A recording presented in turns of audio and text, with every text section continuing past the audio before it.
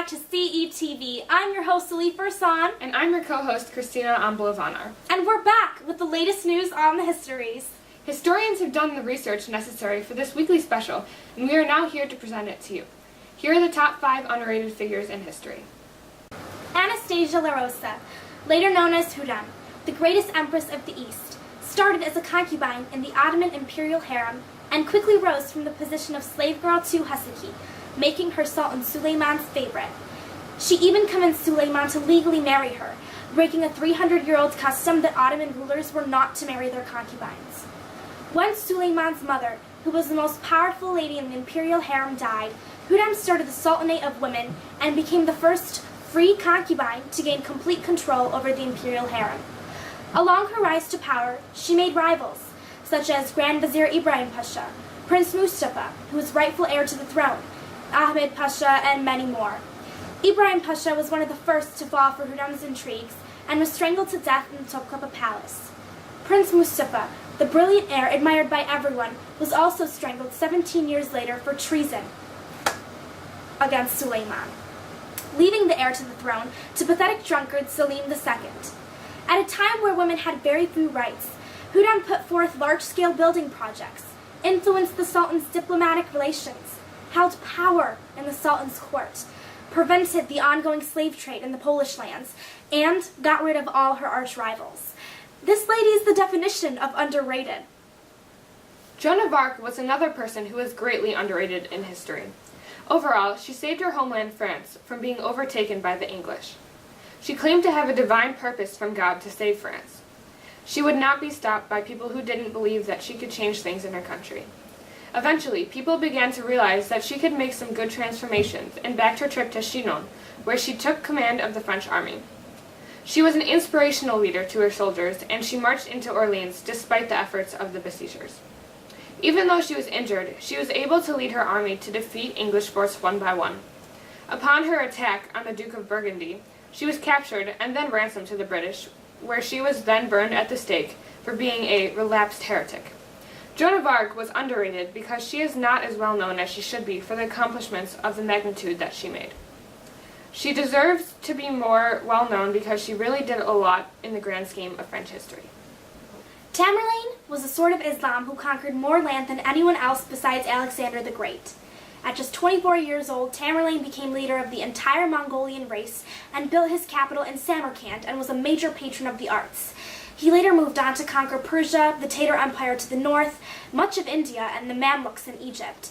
His ambitions continued to grow with his age, and his army was never at rest over the years, especially in the Battle of Ankara between him and Sultan Bayezid, in which Timur had an army 6 times the size of the Sultan's, and he poisoned the enemy's camp water prior to the battle to ensure that they would be parched and weak before combat.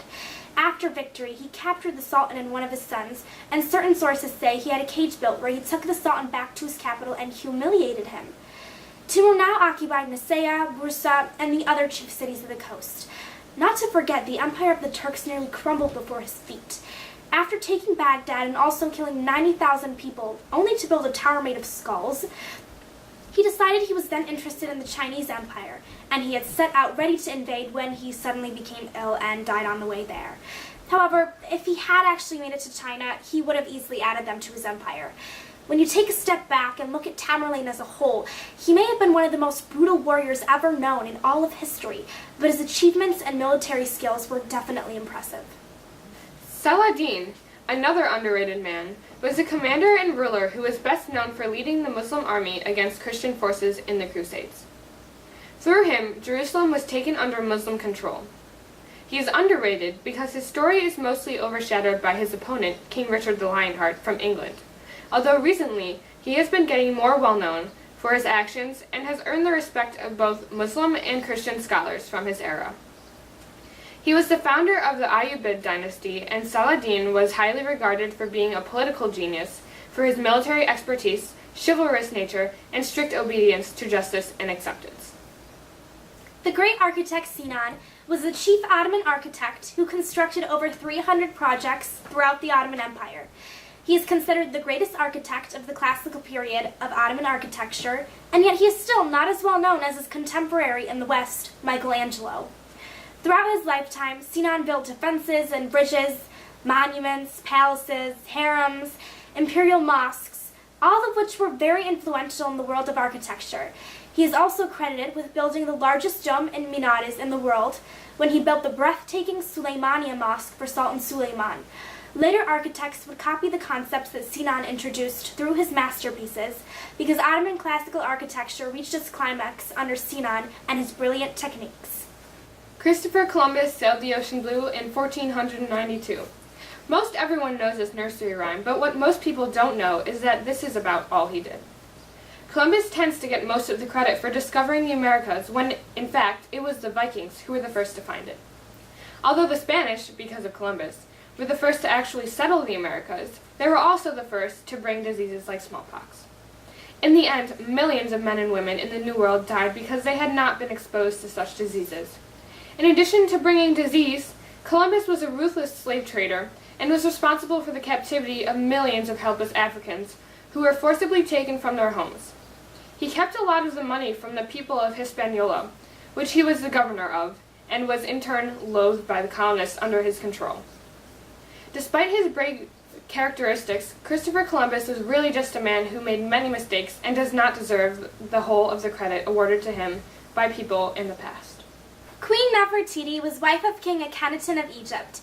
She's one of the most recognizable figures of Egypt and today is even better known than her husband.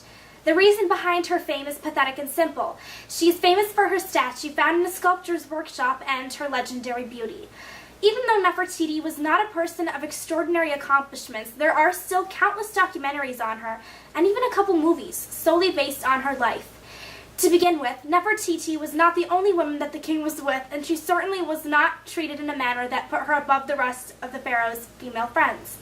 Some historians even put forth the argument that Nefertiti is better known to the world than the first female pharaoh of Egypt, Hatshepsut, which would indeed make Nefertiti overrated, as her achievements are very little to none, and her position as wife to the king surely does not mean she deserves more attention and recognition than any other wives of ancient Egypt.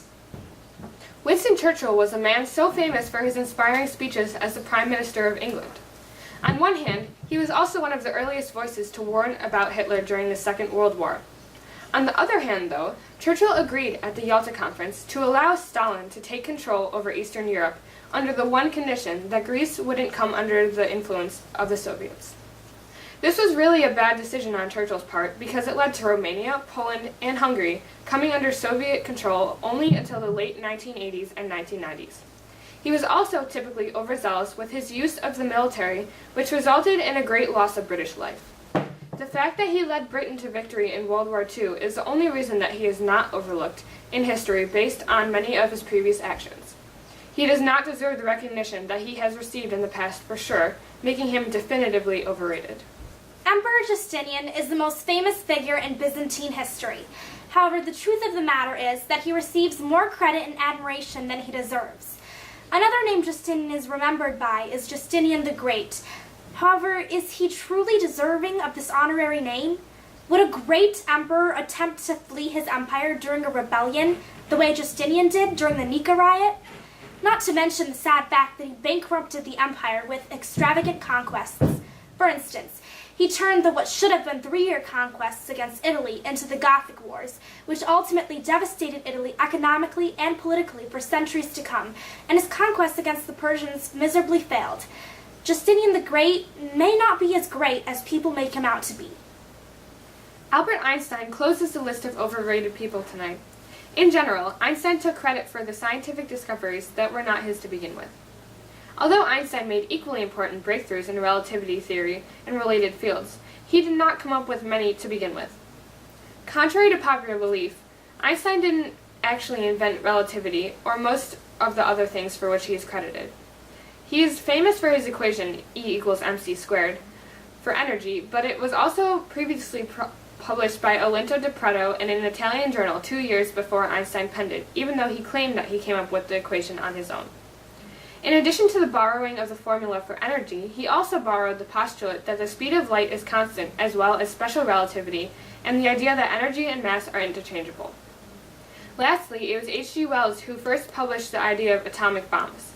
Albert Einstein, the very smart man that he was, did not in actuality earn the fame that he has to this day. And that concludes tonight's segment on the top 5 overrated and underrated men and women in history. The next topic we'll be discussing is the cold case of Jean Bonnet Ramsey. So join us next week for another interesting blast from the past, only on the Histories. Good night.